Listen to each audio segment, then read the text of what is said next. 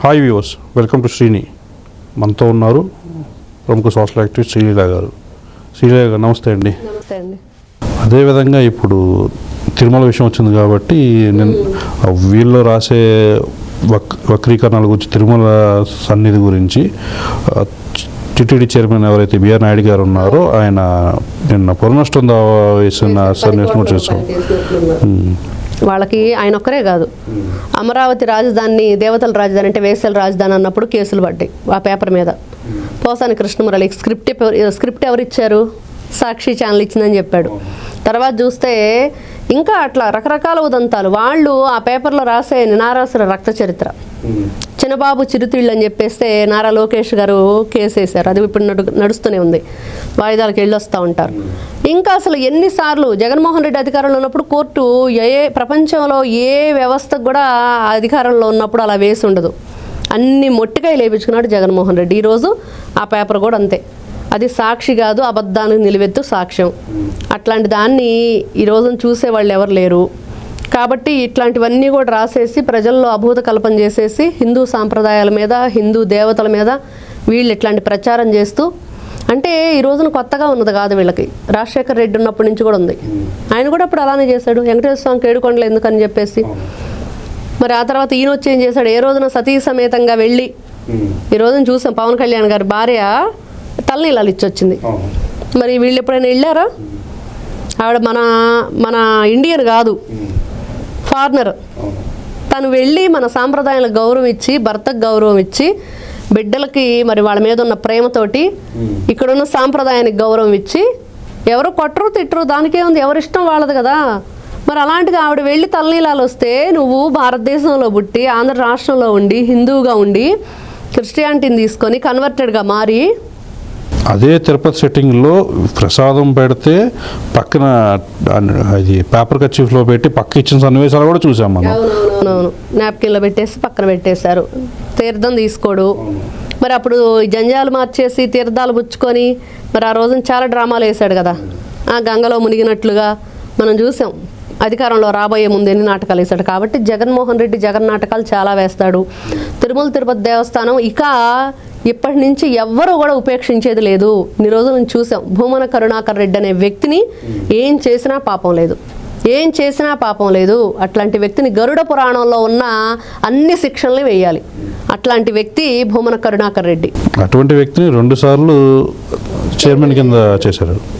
అసలు ఎంత నీచం అంటే, వాళ్ళ బ్రదరు అతను ఇద్దరు కలిసి ఒక బుక్ రచించి దేవత విగ్రహాల మీద, దేవతల యొక్క దేవాలయాల మీద రాసి అది వరల్డ్ వైజ్గా బ్యాన్ చేశారు. మరి అట్లాంటి నీచమైన సంస్కృతి కలిగిన వ్యక్తుల్ని మరి ఎంతో పేరు ప్రఖ్యాతులుగాంచి ప్రపంచవ్యాప్తంగా కూడా భక్తులుండి, కలియుగ ప్రత్యక్ష దైవం వెంకటేశ్వర స్వామిని హిందువులు ఎంతో గౌరవంతో కొలుచుకుంటే, ఈ రోజున హిందువుల యొక్క మనోభావాలను దెబ్బతీసే విధంగా వీళ్ళు రాస్తున్న ఈ రాతల్ని జై బజరంగ బలి వాళ్ళు కానివ్వండి, జై శ్రీరామ్ వాళ్ళు కానివ్వండి, ఈసారి మాత్రం సాక్షి ఛానల్ని మొత్తం ఏం చేస్తారో అన్నట్లుగా ఉందంట పరిస్థితి. మరి ప్రజలు ఇదే మాట్లాడుకుంటున్నారు. అంటే ఈ మూల విరాట్ గురించి మాట్లాడుతూ కూడా వీళ్ళు ఈయన చేసిన వ్యాఖ్యలు గతంలో నేను బిఆర్ నాయుడు గారు చెప్తున్నా ఉన్నాడు. మూల విరాట్ ఉద్దేశించి అదొక నల్లరాయి అన్న ఇటువంటి వ్యక్తి అసలు ఈ తిరుమల గురించి పవిత్రత గురించి మాట్లాడితే సరిపోతాడంటారు? అసలు ఖచ్చితంగా సరిపోరు. ఎందుకంటే అంతా కూడా అపవిత్రం చేశారండి, అంతా సర్వనాశనం చేశారు. ఈ రోజున దేవుణ్ణి కూడా వదిలిపెట్టలేదు. వీళ్ళకి భయం భక్తి లాంటివి ఏమీ లేని వ్యక్తులు వీళ్ళు. నిజంగా నరరూప రాక్షసులు. మరి దిండు దుప్పటి వేసుకుని రోడ్డు మీద పడుకున్నాడు. గోశాల మీద ఏదో పెద్ద డ్రామా వేశాడు ఆ మధ్య. మరి దానికోసం రోజా కూడా వచ్చేసి ఆవిడ ఒక డ్రామా వేసి ఆడంగ వెదవలు అది ఇదని చెప్పేసి తిట్టి వెళ్ళింది. ఇట్లాంటివన్నీ చెప్పుకోవటానికో లేకపోతే మైకుల ముందు మాట్లాడటానికో బాగుంటాయి. మీరు నిజ జీవితంలోకి వచ్చేటప్పటికి మీ చీకటి భాగోతాలేంటి, మీ చీకటి జీవితాలేంటి, మీరు ఏ విధంగా మరి భగవంతుని మీద ఇట్లాంటివన్నీ కూడా అభూత కల్పనలు చేస్తున్నారంటే మొత్తం కూడా వీళ్ళు చేసేవన్నీ కూడా మనకు క్లియర్గా అర్థమవుతున్నాయి. గతంలో మనం చూసినట్టయితే అన్ని మతస్థులను కూడా దాదాపుగా 2000 మందికి పైగా ఐడెంటిఫై చేసి వీళ్ళు నోటీసులు ఇవ్వడం అయితేనే ఏదైతే జరిగిందో, అదే కాకుండా ఇంకా 2000 మంది మా వాళ్ళు ఉన్నారు అని చెప్పి ఈ భూమన కరుణాకర్ రెడ్డి అనే వ్యక్తి మాట్లాడుతున్నాడు. అసలు దీన్ని ఇంకా ఏ విధంగా తీసుకోవాలంటారు? చెప్పాడు, నా మనుషులు వేరే ఉన్నారని చెప్పాడు. ఇంకా అన్నీ వాళ్ళు ఒకటి కాదండి, అపవిత్రం చేసేసారు. తిరుపతి లడ్డూని, ప్రసాదాన్ని, అక్కడ ఏదైతే అన్నదాన ప్రసాదం ఉందో అన్నదాన ప్రసాదంలో కూడా వదిలేసి వెళ్ళిపోయారు భోజనం చేయకుండా. అంతా ఏంటంటే మనకి ఈ రైస్ ఉంటాయి కదా, అవి పెట్టేశారు నాసిరకం బియ్యంతో. ఇంకా వీళ్ళు ఈ రోజున మాట్లాడతామంటే క్రియేట్ చేశారు అంతా కూడా. ఎక్కడ మొన్న ఈ మధ్యనే చూసాం కదా, అతను ఎవరో వైఎస్ఆర్సీపీ సానుభూతిపరుడు కాల్ చేసి బిఆర్ నాయుడు గారికి వ్యతిరేకంగా నినాదాలు చేస్తూ గందరగోళాన్ని సృష్టించాడు. అంటే వీళ్ళు ఎంతకైనా దిగజారిపోతారు. అతను ఏం చేశాడు, నాకు ఏదో ఫేవరిష్గా ఉండి కొంచెం ఇట్లా గొడవ చేస్తే పాలు అట్లాంటి సౌకర్యాలు కల్పిస్తారని చెప్పి నేను అలా అన్నాను అన్నారు. అలా కల్పించాలంటే రిక్వెస్ట్ చేసుకోవాలి, హెల్త్ గురించి వాళ్ళని ఎక్స్ప్లెయిన్ చేయాలి, నా పరిస్థితి అని చెప్పాలి, పంపిస్తారు. దానిదే ఉంది. ప్రతి కంపార్ట్మెంట్లోనూ వాలంటీర్స్ ఉంటారు. భక్తులు ఇప్పుడు సేవాదాలు ఎంతమంది ఉంటున్నారు, వాళ్ళందరూ చక్కగా అన్ని సౌకర్యాలు, వాళ్ళు అన్ని సదుపాయాలు కల్పిస్తున్నారు. కాకపోతే వీళ్ళు ఇలాంటివన్నీ కూడా చీకటి రాజకీయాలు, ఇదంతా రాజకీయ ముసుగులో వీళ్ళు చేస్తున్నదంతా చూస్తూ ఉంటే ఈ రోజున దేన్ని వదిలిపెట్టలేదు. ఇప్పటికి కూడా ఇంకా అంటే అనిపించుకునే ప్రయత్నమే ప్రజల చేత. ఎవరు ఈ రోజున వీళ్ళు ఏదో చెప్తున్నారు నిజమేనేమో, ఇలా జరుగుతుందేమో అని ఎవరూ ఆలోచించట్లేదు. ప్రతి ఒక్కరూ కూడా ఎన్ని రోజులు ఈ నాటకాలు, ఇంకెన్ని రోజులు ఈ డ్రామాలు, ఎన్ని రోజులు అబద్ధాలు చెప్తారు, ఎన్ని రోజులు ప్రజలను ఇంకా మోసం చేద్దామని మీరు ప్రయత్నం చేస్తారు. ఇదే క్వశ్చన్ వస్తుంది కానీ ఎవరు కూడా నిజమేనా అని ఆలకించేది అనేటువంటిది ఇప్పటి వరకు కూడా ఇంకా జరగబోదు. జగన్మోహన్ రెడ్డి పతనం మాత్రం అయిపోయింది. ఇంకా రేపు 11 కూడా రావు. ఇతను ఎమ్మెల్యే పోటీ చేయటం, అయ్యో రామ సీఎం లేదు, ఎమ్మెల్యే లేదు, ఆ పులివెందుల జడ్పీటీసీనే లేదు, ఇంకేంటండి వీళ్ళు. కాబట్టి ఆ జెండా కట్టేవాడు ఉండటం, రేపు ఫ్యాన్ గుర్తు తీసేసి గొడ్డలు గుర్తు పెట్టుకుంటే తెలుస్తుంది.